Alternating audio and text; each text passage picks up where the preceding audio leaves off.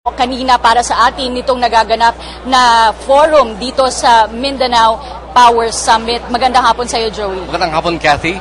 Mga kaibigan, kanina nga pong umaga ay isang magandang pagkakataon upang mabigyan ng chance ang mga stakeholders ng Mindanao mula sa iba't ibang sektor upang maihayag nila ang kanilang panukala ukol sa problema sa suliranin, ukol sa kakulangan ng enerhiya or electrical energy sa Mindanao. Alright. And we are lucky na napakinggan din natin yung posisyon ng gobyerno at ang kaukulang tugon nito, kaukulang solusyon upang maibsan ang pangamba ng mga mamayan sa Mindanao na tila ba walang ginagawa ang gobyerno. May ginagawa po ang gobyerno, mga kaibigan, maliwanag po ito, at ang mga panukalang isinumite kanina ng iba't ibang sektor ay sasagutin ngayon ng Pangulong Benigno Simeon Aquino III. Okay, Joey, ikaw ay mismo taga dito sa Davao City. Mari mo ba kaming bigyan ng ideya kung ano ba talaga itong nagaganap na power crisis kung meron man dito sa Mindanao? Kasi mula sa Maynila ay merong perception na talagang matagal ang mga nagaganap na brownout sa buong Mindanao. Yes. Dito sa Davao City, hindi ito nararanasan. In fact, we have plenty of energy reserves. May kaukulang supply sa Davao Light and Power Company with its diesel-powered power plant. At may supply din 42 megawatts mula sa runoff river power source ng Headcore Power Corporation. And meron po ding ginagawa ngayon na coal-fired power plant in Davao City na sinususugan at sinusuportahan ng local government. Yet, as we have heard sa mga nearby provinces, lalong-lalo na sa mga lugar na walang alternative source of energy, nakakaranas sila ng 4 to 4.5 hours ng rotating blackouts. So, kung tutuusin, ito'y nagaganap sa peak hours ng gabi. Sa panahon na naghahapunan, biglang nawawala yung ilaw, talagang matindi ang impact nito. Saan-saan mga lugar ito, Joey? Ang nakaranas ng itong mga problema, ang classic example ay ang lungsod ang probinsya ng Cotabato, particularly ang mga kabayanan nito, kasama na ang lungsod ng Kidapawan, bayan ng Magpet, Makilala, and all other municipalities sa pamayanang ito under Cotabato Electric Cooperative, na kung saan for the past several weeks ay hanggang ngayon ay nakakaranas ng 4 to 4.5 rotating brownouts. And nagrereklamo ang karamihan, lahat ng sektor, sa mga households at maging sa mga local government units dahil nauudlot yung kanilang mga transaksyon, lalo na't biglang nawawala yung kuryente. Mga kaibigan, just to give you an idea kung ano-ano yung mga solusyon na inihain kanina mula sa iba't ibang sektor. Mula sa civil society group, sinabi ng Mindanao Commission on Women na hadlang sila dito sa privatization ng Agos Pulangi Hydroelectric Power Plant. Ganito rin ang posisyon ng Association of Mindanao Rural Electric Cooperative at maging ng iba't ibang business sectors, no? Parang kaisa sila dito sa posisyon na ito. Mula sa business sector, yung PCCI Mindanao ay naglahad ng pakikipagtulungan at kooperasyon sa pamahalaan sa paghanap nga ng solusyon dito sa nagaganap na kakulangan sa elektrisidad dito sa rehiyon. Nagpahayag naman ng isang medyo controversial na proposal, isa sa mga sektor dito. Ang sinabi nila ay gusto nilang buhayin itong pagtatayo at ng nuclear power plants para masolusyonan itong kakulangan sa elektrisidad dito sa Mindanao. Ang LGUs naman, ang mga pinuno ng LGUs ay humiling ng pagrebisa sa IPIRA law at nagsalita rin ng ilang mga mambabatas. Nakita po natin kanina sa ating monitor, nandito ang ilan sa mga lawmakers. Dalawang senador po nandito, si Senator Coco Pimentel at Senador TG Gingon na nakapwa taga Mindanao. Gayon din ang iba't ibang mga representatives from the different provinces here in the region. At sinabi nila na naghain na sila ng ilang mga bill at resolusyon sa Kongreso para matulungan nga itong pamahalaan na makapag-produce ng enough na electricity para masustain itong nagaganap na kakulangan sa kuryente dito. At Joey, itong Agos Pulangi Hydroelectric plan. Ano ba yung dahilan ng pagtutol nitong ating mga iba't ibang stakeholders dito sa privatization nito? Maliwanag sa pagpapahayag na kanilang mga pananaw kaninang umaga na ang itong tinatawag na government-controlled power generation assets, ang Agus at Pulangi ay siyang dahilan kung bakit mababa po ang bayad ng mga mamamayan sa rates ng electricity dito sa Mindanao. And this has been underscored ng pahayag kanina ni Governor Rodolfo del Rosario, ang Pangulo ng Confederation of Local Government Units sa Mindanao, na ang mababang power rates ay nagsisilbi pa rin inviting asset para sa paglalagak ng kaukulang investments sa Mindanao. Okay, mga kaibigan, dumating na po dito sa nagaganap na Mindanao Power Summit ang Pangulo. Panoorin po natin ito.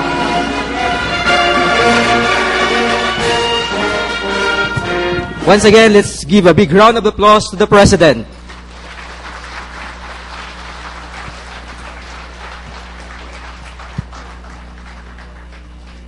May we request everyone to please be seated?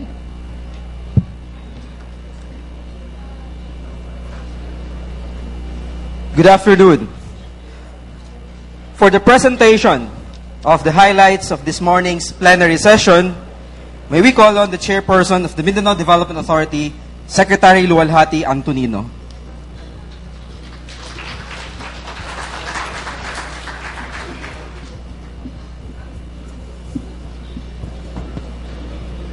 Thank you very much. Good afternoon, Mr. President, and again, once again, and to the other cabinet members, and once again to our fellow Mindanaoans, local chief executives, congresspersons, Mindanao stakeholders. Mayong hapon sa tanan. Mayong hapon, Mindanao.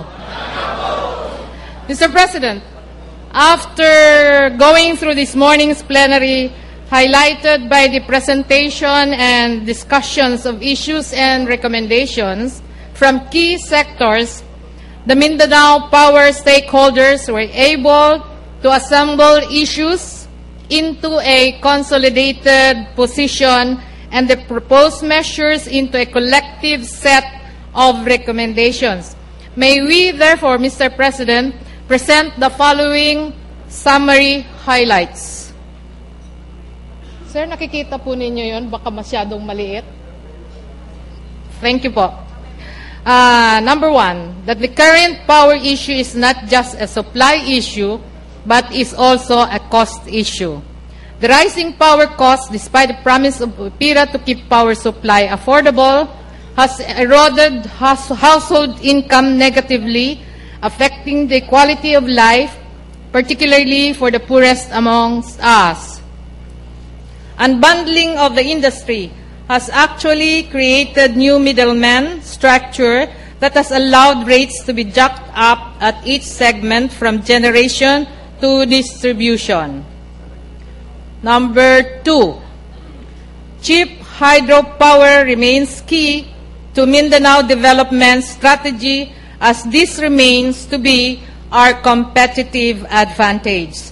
Historically, given the peace and order conditions, such as separatist movements, insurgencies, deep-seated poverty, and the lack of strategic infrastructure, cheap hydropower has always been the strategic driver to advancing industry and commerce amidst these challenges. Businesses are here because of the comparative advantage of cheap hydropower. We believe that without a continuing public sector development of hydropower, we may weaken Mindanao's capacity to attract more investments under the current administration's PPP program. In effect, the two-banner program of this administration, the anti-poverty and the public-private partnership programs, will be affected. Number three, all things considered, we have outlined specific short-term and long-term measures to directly address the supply and cost of power issues. On supply issue, we need to immediately fill in the current average power deficit of 150 to 200 megawatts without considering ancillary or reserve requirements through the following. A, tap existing or available facilities such as barges and embedded generators. B, operating and rehabilitation of existing plant facilities. C, fast-track processing of pending applications through a one-stop shop processing center based in Mindanao and encourage new power capacities, particularly renewable energy. Assuming that these are all implemented or carried out, we can immediately provide an additional 308 megawatts to overcome this systematic round of brownouts. Assuming as well, all power projects currently in the pipeline are implemented, we project an additional 1,828 megawatts available capacity by 2014 to 2016. Number 4. However, unless the APIRA law itself is amended, the lack of competition, which is inherent in the APIRA design of no real competition with its consequential tariff increases, the same power crisis is bound to happen again. And this shall remain to be an obstacle in ensuring energy security. Among those provisions in the APIRA that need to be reviewed and amended, a major highlight was the need for the national government to come up with a definite policy on the Agos and Pulangi hydropower complex. And along this line, several propositions were raised on the floor. And finally, Mr. President, we have here your people from Mindanao, eternally grateful for coming here. Ngayon lang po nangyari ito na ang presidente na mismo ang magkakandak ng summit at sana po manawari ay pakinggan nyo ang mga taga Mindanao. Marami pong salamat.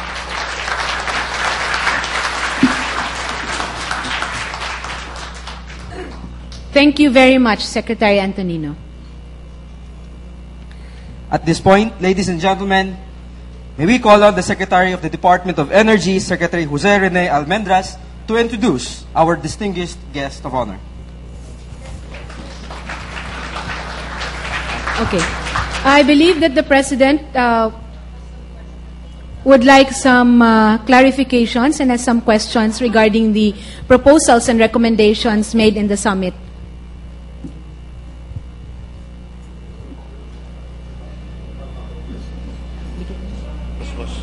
Proposition. Lahat na proposition.